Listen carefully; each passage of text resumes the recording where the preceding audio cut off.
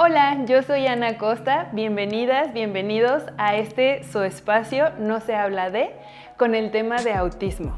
Hoy tenemos como invitada a Mari, que ya la recuerdan de otros videos, así que si quieres saber un poquito más sobre este tema tan importante, quédate con nosotras hasta el final. Mari, bienvenida de nuevo, me da mucho gusto que hayas vuelto y sobre todo con este tema que ahorita pues se escucha mucho, pero pues tenemos que abordarlo desde diferentes enfoques. Ahorita Mari nos va a contar un poquito más de su experiencia, pero el autismo visto no solo en la infancia, sino también en adultos, ¿no? Mari, cuéntanos qué has estado haciendo sobre estos temas. Sí, claro. Pues bueno, muchas gracias nuevamente por la invitación, sobre todo con este tema tan importante. Y como retomando un poquito lo del video anterior, mi experiencia ha sido más con niños y adolescentes, pero en los últimos años he tenido la posibilidad de trabajar con adultos, precisamente con adultos que presentan este diagnóstico. Y pues bueno, de ahí la importancia de traerlo el día de hoy, ¿no?, a la mesa. Sí, y sobre todo, Mari es de las pocas, si no que las únicas, que está abordando en nuestro país este tema que es el autismo en adultos, ¿no? Yo he aprendido mucho de ella y por eso dije, no, tienes que venir a hablarnos un poquito más de esto. Pero bueno, vamos a comenzar por entender qué es el autismo. Explícanos qué es, así como tal, el autismo. Ok, bueno, primero mencionar que el trastorno del espectro autista, ¿no?, el nombre correcto y completo, es trastorno del espectro autista y se encuentra dentro de los trastornos del neurodesarrollo. Pero ¿qué es eso de neurodesarrollo, no? El neurodesarrollo justamente es el proceso por el cual pasa nuestro sistema nervioso y por ende el cerebro como órgano principal al momento de madurar, crecer y generar funciones que nos permitan la adaptación y la convivencia con el mundo exterior, ¿no? Okay. Esto es neurodesarrollo. Ajá, entonces estamos entendiendo el autismo, que es el impacto que vas a tener en tu formación, o sea, desde que estás en la pancita, ahí ya va teniendo ese impacto, y bueno, de pronto esto podría asustar a las personas, ¿no? Si a mí me dicen, yo tengo autismo, y entonces desde bebé tuve un problema, o sea, sí, pero vamos aclarando y vamos también como desmitificando un poquito todo lo que se cree sobre esto, porque sí, en efecto, es algo que desde la concepción ya se va gestionando, sin embargo, es algo que se puede tratar y que realmente solo es adaptarnos a esa diferencia, ¿no? Entonces, vamos a relajarnos un poquito sobre ese impacto que genera de inicio y vamos a informarnos un poquito mejor, que ese es el objetivo de tenerte el día de hoy aquí, ¿no? Entonces, cuéntanos, ahora que ya dijimos, en adultos, niños, no va a cambiar, siempre va a estar presente, ¿cuáles son esas características que mamá, papá pueden empezar a detectar en sus bebés? Claro. Bueno, antes de empezar con las características, nuevamente, ¿no?, como hacer énfasis en que el hecho de que nosotros hablemos o mostremos algunas características no significa que ahorita, terminando de ver este video, vayamos y autodiagnostiquemos o sí, busquemos como señalar al otro, ¿no? Las características que se van a presentar en los pacientes con trastorno del espectro autista, lo voy a abreviar diciendo TEA, ¿sí? Para lo que continúa. Los pacientes con TEA van a presentar en dos áreas específicas del desarrollo. Una es en la comunicación y en la interacción social. Va a haber un déficit en esta área y la manifestación o la forma en la que lo vamos a ver va a variar dependiendo la edad, ¿no?, el momento de vida, y va a variar también mucho de persona a persona, ¿no? Cuando se habla del TEA, decimos que no podemos comparar a uno con otro. Realmente las características son completamente distintas entre personas con el mismo diagnóstico y de ahí el hecho de ponerle trastorno del espectro autista. Ok, entonces justo entender que, y pasa en todo, ¿no? Hablando de depresión, de cualquier diagnóstico, si yo tengo depresión no es la misma que tú tienes, ni por las mismas causas, ni se va a manifestar de las mismas formas. Entonces pasa exactamente lo mismo en cualquier diagnóstico. ¿ok? Vamos a hablar un poquito de estas características específicas que mamá, papá pueden empezar a notar en sus bebés. ¿Cuáles serían? Okay. Por ejemplo, en los primeros meses de vida vamos a ver dificultades a lo mejor en la sonrisa social, ¿no? Esto es, esperaríamos que el bebé se ría, ¿no? Espontáneamente cuando papá le canta, le baila, le muestra un objeto, y en este caso con estos pequeñitos va a verse carente esta aparición de la sonrisa social, no va a haber esa interacción o esa comunicación, ¿no? Sí, porque finalmente esa es una interacción, nuestras primeras interacciones o acercamientos con nuestro entorno y con las personas que nos rodean son esos jugueteos, ¿no? Siempre vamos a estar jugando con los bebés, tratando de hacerlos reír, y de pronto, por más que le haces, como que no reacciona. Hay niños que se les da muy natural, o sea que tú les sonríes y ya te están sonriendo, no te conocen ni nada, pero tienen esa sensibilidad que dices, ay, qué niños tan risueños. Ahora, que no sea tan fácil que sonrían es una característica, pero volvemos, no es el diagnóstico completo. Si de pronto intentamos jugar y no hay esa sonrisa o no hay esa como retroalimentación, esa empatía a lo que están manifestando, es un dato a considerar. ¿Sale? ¿Cuál otro sería, Mari? Pues mira, yo creo que valdría la pena abordarlo en diferentes etapas, ¿no? Vamos a ponerlo a lo mejor en un adolescente. ¿Cómo se vería manifestado esta característica en la interacción y en la comunicación? Pues bueno, vamos a suponer o vamos a ubicar a un adolescente en la secundaria, ¿no? Donde probablemente empiezan los dobles sentidos, ¿no? Las bromas pesadas, el coqueteo, ¿no? Con otras chicas. Entonces, ¿qué va a ocurrir? Estos niños tienen una limitación considerable, ¿no? Para entender e interpretar esas, digamos, esa información no verbal, ¿no? El doble sentido es muy complicado para ellos y pues obviamente empieza a limitar esa interacción y ese desarrollo con sus pares. Claro, y aquí también empezamos a hablar del impacto, ¿no? O sea, del impacto que esto tiene, porque efectivamente son los adolescentes que de pronto no entendieron el chiste. Y es como, ay, ya saben, él no entiende el chiste. O que de pronto le dicen, ay, es que está coqueteando contigo. Y dicen, pero yo no me di cuenta, ¿no? O, ¿cómo es el coqueteo? ¿Cómo lo... ¿Qué es eso de coqueteo? Exacto, ¿no? Y entonces a todos se les hace súper raro porque es muy evidente, pero son personitas que de pronto pues no lo entienden o no lo procesan igual que las demás personas, ¿no? Y entonces ahí es donde también entra un tema súper importante que es la tolerancia y la empatía a la diversidad. Entonces también generar estos espacios, estas pláticas, no solo es para que justo volvemos, no queremos que terminen un diagnóstico o autodiagnóstico, pero sí también para entender a lo que es diferente a nosotras o a nosotros. Pero bueno, y otro tema que me parecía súper importante, regresando a las etapas, incluso todavía antes de la sonrisa social y la adolescencia, Mari me platicaba algo que es el llanto, ¿no? El llanto a mí me pareció como súper impactante. Me comentabas que es algo muy diferente en ellos, ahorita me contarás un poco más, porque finalmente este es el primer método de comunicación que tenemos, ¿no? Que si tienes frío, estás enfermo, lo que sea, lloras.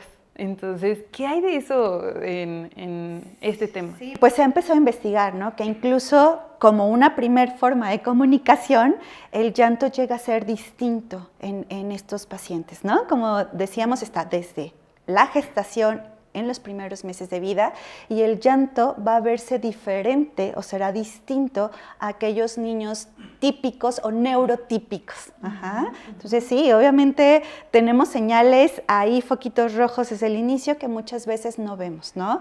Y que por eso también, ahora que estoy viendo adultos, pues no llegan a un diagnóstico temprano o llegan a realizarles un diagnóstico ya hasta esta etapa. Claro, y justo, o sea, ya hablando en el tema de adultos, que pues muchas veces solo pasaron por el, ay, es que es raro, no identifica, ¿no? Ay, es que es muy inocente y no entiende. Pasan por esas cosas porque además, como repito, sí es algo que vamos a tener toda la vida, pero es súper adaptable. Entonces justo puede no tener un diagnóstico, pero ¿qué podríamos empezar a notar en adultos con este trastorno? Siguiendo como la línea de las características en comunicación e interacción social, vamos a ver adultos que probablemente tengan cero filtro, ¿no? O sea, a la hora de decirte las cosas, cero filtro, son concretos, te comentaba también hace ratito de un chico que alguna vez llega al consultorio y me dice, es que tiene cara de jícama, ¿no? Ese día yo no me había maquillado y justamente me hablaba, ¿no? De esta palidez y lo dice directamente, sin pensar que me pudiera haber ofendido, sin generar una intención distinta más que simplemente describir lo que él estaba viendo, ¿no? Pero desafortunadamente en un adulto no está bien visto eso. Tal vez es una situación que se le pasaría a un niño, pero a un adulto, ¿no? El que no tengan ese filtro ni esa contención, pues empieza a generar problemas y dificultades sociales. Claro, y sobre todo rechazo. Por eso es tan importante entenderlo, informarnos, porque a partir de entender las neurodivergencias, ¿no? Podemos hacer como esta tolerancia y esta integración a lo diferente. Porque no solo es, ay, esa persona, ¿no? Empezamos a emitir el juicio de, es el que nunca entiende, es el que dice las cosas sin pensar, o nos vamos hacia adentro, ¿no? Ay, es que me lastima estar con esa persona. Ajá, ¿pero por qué? ¿Por qué es que esta persona es como es? ¿No? Y por ahí, pues también entender que puede tener un proceso diferente de entender, de interpretar y de externar lo que está pensando, lo que está sintiendo, y que pues al carecer de esos filtros no es porque quiera hacernos daño necesariamente, sino porque no tiene esa herramienta. Claro, y como decíamos, lo está integrando así desde el cerebro, o sea, no es una situación que él quiera, ¿no? O que él tenga la intención de realizar, es la forma en la que está integrando la realidad. Y bueno, como tocando otras características, justamente viene también la poca flexibilidad o las conductas repetitivas, ¿no? E inflexibles, ¿no? Son patrones repetitivos, estereotipados. En niños podemos verlos en temprana infancia, ¿no? En la infancia, a lo mejor aquellos niños que apilan, que ordenan, que lejos de jugar con el carrito, no es el run, voy a jugar con el carrito, sino que los ordenan por colores, ¿no? Que los apilan, ese es su juego, es un juego no simbólico. En el adolescente podemos ver a lo mejor rutinas en el que siempre tengo que ir de la misma manera o tomar el mismo camino hacia la escuela, y el día que cierran esa calle, pues genera un malestar significativo, ¿no? Porque el flexibilizarse ante los cambios es súper complicado, muy complicado, y de ahí es que surgen muchos síntomas o muchas conductas que a veces podemos observar en estos chicos, que es la desregulación emocional y conductual, ¿no? Gritos, llantos, alteraciones. ¿Por qué? Porque están enfrentándose a una situación tan complicada y la forma de manifestarlo es con el grito, con el llanto, porque recordemos que la comunicación de ese malestar también está limitado. Entonces, no es que tengamos niños berrinchudos o adultos berrinchudos o adolescentes, sino que están manifestando de esta manera su malestar ante los cambios. Claro, y también entender que de pronto pues no me es tan fácil adaptarme como a ti, claro, ¿no? Y entonces esa sensación de frustración, de pronto nosotros lo interpretamos como, ay, qué exagerado, ¿no? Exacto. O, ay, compórtate, y entonces vamos limitando, pero ahora yo te pido que te pongas en ese lugar, ¿no? O sea, que imagines por un momento que dentro de ti no tienes ese filtro o ese acceso a la calma como lo tienen la mayoría, y que de pronto todos te señalan, todos te juzgan, has crecido con esta sensación de ser el bicho raro, ¿no? Y eso no te hace carente de emociones, o sea, y eso hay que entenderlo súper bien. Las personas neurodivergentes no es que no entiendan, no es que no sientan, es que lo hacen pero a su manera. Entonces creo que ahí es donde cabe tanto la importancia de entender, de reconocer y de la tolerancia, ¿no? Que es un tema que también hemos tratado de abordar aquí y que siempre haremos énfasis en ello porque es muy importante, sobre todo en este tipo de casos. Claro, y sobre todo porque hay consecuencias, o sea, hay consecuencias ya a nivel emocional, a nivel familiar, a nivel social. Si ya de por sí, ¿no? El entender y el vivir con este trastorno del neurodesarrollo va a ser complicado, entonces ¿Qué sucede cuando me enfrento al rechazo, ¿no? Sobre todo a los mitos. Mitos bien importantes, ¿no? También como mencionarlos. ¿Cuántas veces no hemos escuchado el hecho de decir, no, es que los niños con autismo están en su mundo, ¿no? O no tienen sentimientos, nada más lejano de la realidad, ¿no? Estos chicos sí tienen dificultades, pero no son carentes de emociones, ¿no? Y por lo tanto ese rechazo que viven en el día a día, esas dificultades para integrarse a una sociedad, va a impactar emocionalmente y pueden desencadenarse en trastornos depresivos, crisis de ansiedad, autolesiones, desafortunadamente, ideaciones suicidas. O sea, también puede ir más allá por la mera consecuencia, ¿no? De no entender esta diversidad. Claro, entonces yo creo que por eso es tan importante hablarlo, traerlo aquí como a estos espacios y sobre todo empezar a reconocerlo, ¿no? Pero bueno, ¿cuáles serían las recomendaciones a partir de empezar a identificar estas características? Pues mira, de entrada, si llegáramos a ver que algo en el desarrollo, ¿no? Algo en el proceso del desarrollo de mi hijo, de mi familiar, no es como esperaríamos, lo primero es buscar un apoyo y ayuda profesional, ¿no? ¿Quiénes son quienes hacen estos diagnósticos? Los hacen los psiquiatras, ¿no? Psiquiatras de adultos, paidopsiquiatras, psiquiatras de niños. ¿Y qué tan importante es acudir con estos especialistas? Pues ellos nos van a hacer una historia del desarrollo. Ellos van a evaluar cómo estuvo el desarrollo si es que somos adultos o van a empezar a evaluar el desarrollo si estamos en una edad temprana, ¿no? Entonces, primero, acudir a un profesional. Hay muchísima información que tampoco es real, ¿no? Hay muchos mitos, hay mitos sobre que son niños especiales, que tienen capacidades diferentes.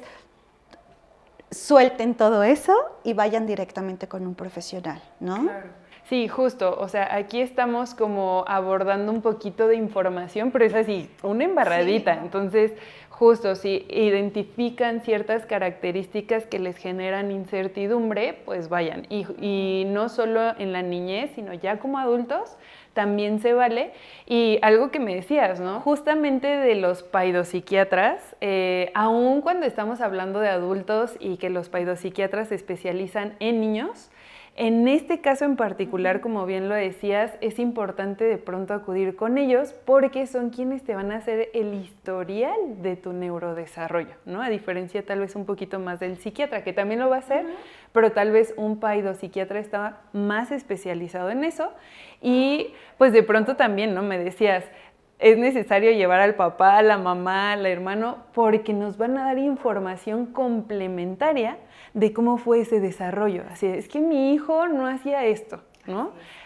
En adultos, porque en niños obviamente está el acompañamiento, pero en adultos de pronto es yo me voy y me paro, pero pues sí vamos a requerir de esa información extra o adicional que le va a ayudar muchísimo al paidopsiquiatra, ¿no? Entonces, esa sería la recomendación, sí empezar como a identificar, pero acudir con el especialista adecuado que nos haga un buen diagnóstico. También yo creo que otro sería seguirnos informando, ¿no? Definitivamente. Y sobre todo de temas o de fuentes confiables, porque hay mucha desinformación.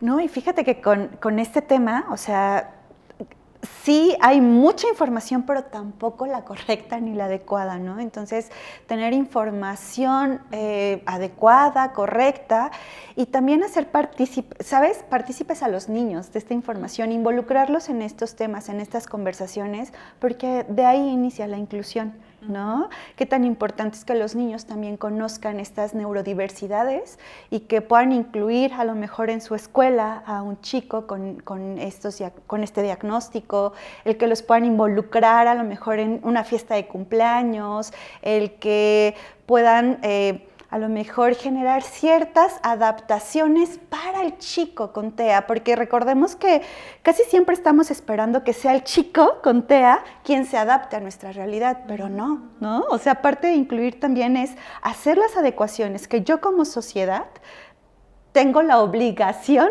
de hacer para brindarle ese espacio de paz y tranquilidad a la persona. Justo me acordaba, hace poco dábamos un taller de inteligencia emocional con niñas y niños y uno de los participantes tiene daltonismo, ¿no?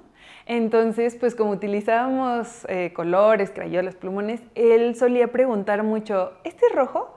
¿O este es verde? Y las niñas lo veían así como ¿de qué hablas? ¿No? Pues claro, no lo estás viendo, pero pues obviamente como no se tiene esa información lo ves raro. Así es. Y entonces de pronto explicarles, bueno, es que él ve los colores distintos a ustedes, por eso necesita ayuda. Ok, entonces, ¿qué pasaba? Que ya después era, este es el rojo, toma, ¿no? Y sí, entonces lo integraban bien bonito seguramente. Claro, pero ¿qué pasa? Que no hay esa información y tampoco tuve que darles la explicación de la vida de, mira, el daltonismo es, ¿no? O sea, solo les explicas brevemente, ves los colores diferentes, así que hay que ayudarlo y automáticamente empieza esa parte, ¿no? Claro, los niños hacen magia con la información y ya nada más así brevemente. Justo recuerdo también a un chico ya en la universidad, cómo su proceso de ingresar a la universidad en un inicio se mejoró y se facilitó una vez que él se paró frente al grupo y dijo, yo tengo un trastorno del espectro autista, ¿no? Yo tengo TEA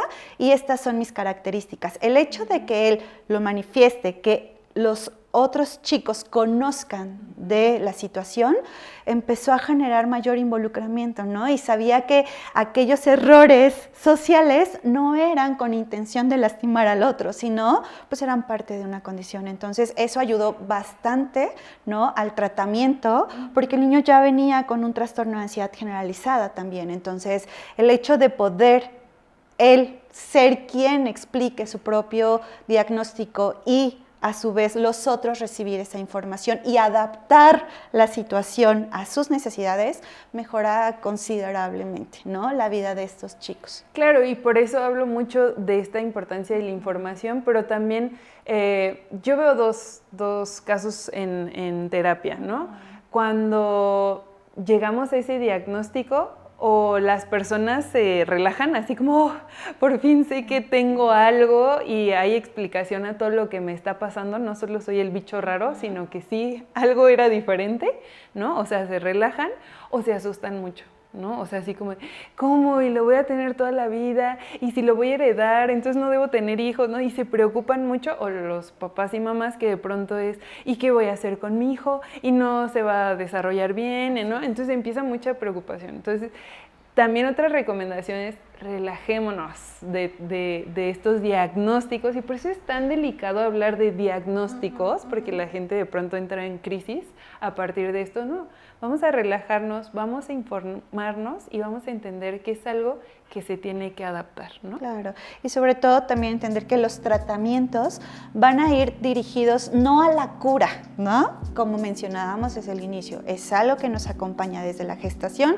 hasta la edad adulta. Entonces, el tratamiento no se da con el objetivo de curar la enfermedad, que no es enfermedad tampoco, ¿no?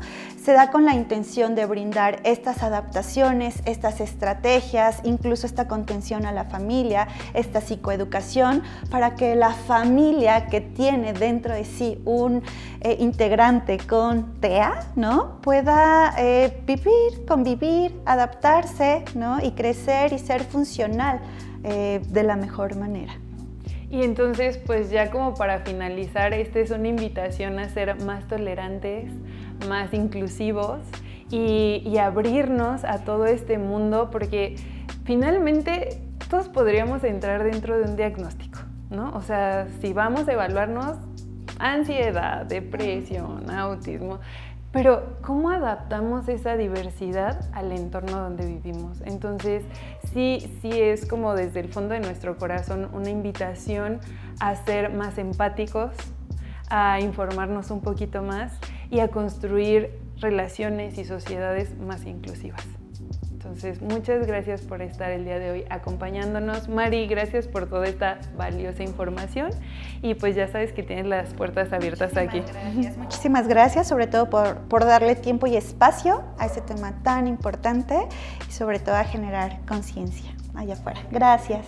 Gracias, y pues ya saben que en redes sociales vamos a tener como más información, así que síganos en todas esas redes, en donde estaremos compartiendo infografías, información, recomendaciones también para comprenderlo mejor, y pues nos vemos en nuestro próximo video.